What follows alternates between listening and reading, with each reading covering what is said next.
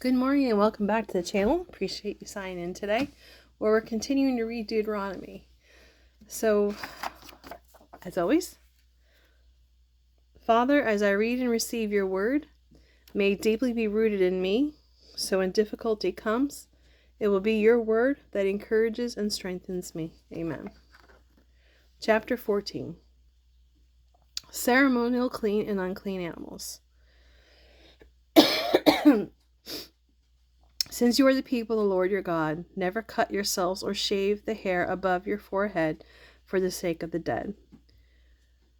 You have been set apart as holy to the Lord your God, and he has chosen you to be his own special treasure from all the nations on the earth. You must not eat animals that are ceremonial unclean. These are the animals you may not eat: the ox, the sheep, the goat, the deer, the gazelle, the roebuck, the wild goat, the ibex, the antelope, and the mountain sheep. Any animal that has split hooves and chews the cud may be eaten. But if the animal doesn't have both, it may not be eaten. So you may not eat the camel, the hare, or the rock badger. They chew the cud but do not have split hooves. And the pygmy may not be eaten, for it has split hooves. It does not chew the cud.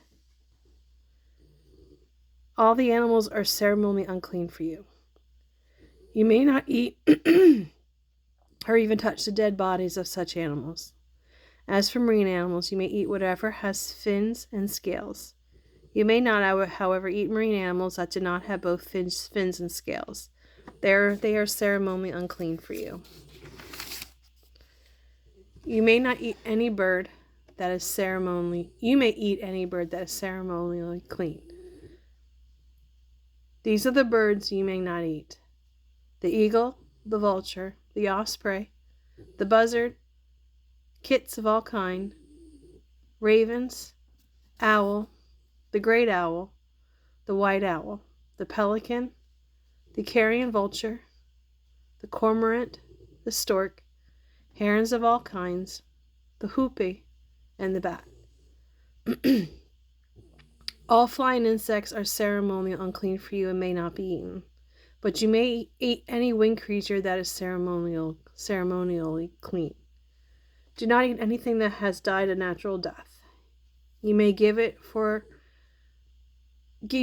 to a foreigner living among you, or you may sell it to a foreigner, but do not eat it yourselves, for you are set apart as holy to the Lord your God. Do not boil a young goat in its mother's milk. The giving of tithes. You must set aside a tithe of your crops, 1/10 of all crops you harvest each year. Bring this tithe to the place the Lord your God chooses for his name to be honored, and eat it there in his presence. This applies to your tithes of grain, new wine, olive oil, and the firstborn males of your flocks and herds. The purpose of tithing is to teach you always to fear the Lord your God. Now the place the Lord your God chooses for his name to be honored might be a long way from your home. If so, you may sell the tithe portion of your crops and herds and take the money to the place the Lord your God chooses.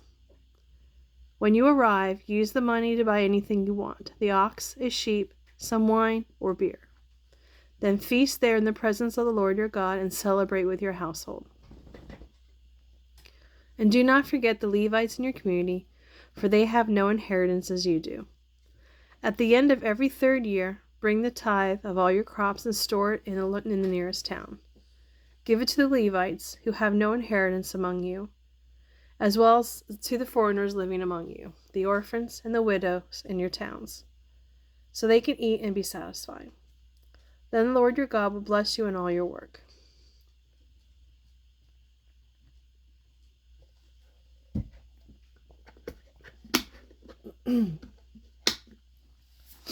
Release from debtors, chapter 15. At the end of every 7th year, you must cancel your debts. This is how it must be done. Creditors must cancel the loans that they have made to their fellow Israelites. They must not demand payment from their neighbors or relatives, for the Lord's time of release has arrived. This release from debt, however, applies only to your fellow Israelites, not to the foreigners living among you. There should be no poor among you, for the Lord your God will greatly bless you in the land he has given you as a special possession. You will receive this blessing if you carefully obey the commands of the Lord your God that I am giving you today. The Lord your God will bless you as he has promised. You will lend money to many nations, but will never need to borrow. You will rule many nations, but they will not rule over you. But if there are any poor people in your towns when you arrive in the land of the Lord your God is giving you, do not be hard-hearted or tight-fisted toward them. Instead, be generous and lend them whatever they need. Do not be mean-spirited and refuse someone a loan because the year of release is close at hand. And if you refuse to make the loan, a needy person cries out to the Lord, you will be considered guilty of sin. Give freely without begrudging it, and the Lord your God will bless you in everything you do. There will always be some among you who are poor. That is why I am commanding you to share your resources freely with the poor and with the Israelites in need. Release for Hebrew slaves. If an Israelite man or woman voluntarily becomes your servant and serves you for 6 years, in the 7th year you must set them free. You must set that servant free. When you release the male servant, do not send him away empty-handed. Give him a generous farewell gift from your flock, your thrashing floor, and your winepress. Share with him some of the bounty with which the Lord your God has blessed you. Remember that you were slaves in the land of Egypt, and the Lord your God redeemed you. That is why I am giving you this command. But suppose your servant says, I will not leave you because he loves you and your family and is well off with you. In that case, take an awl and push it through his earlobe into the door.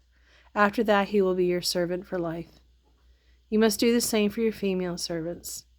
Do not consider it a hardship when you release your servants. Remember that for 6 years, they have given you the services worth double the wages of hired workers. And the Lord your God will bless you in all you do. Sacrificing firstborn male animals. You must set aside for the Lord your God all the firstborn males from your flocks and herds. Do not use the firstborn of your herds to work your fields, and do not shear the firstborn of your flocks. Instead, you and your family must eat those animals in the presence of the Lord your God each year at the place he chooses. But if the firstborn animal has any defects, such as being lame or blind, or something else is wrong with it, you must not sacrifice it to the Lord your God, but instead use it for food for your family at home. Anyone may eat it, whether ceremonially clean or unclean, just as anyone may eat a gazelle or deer, but do not eat the blood. You must pour it out on the ground like water. I'll try to decide.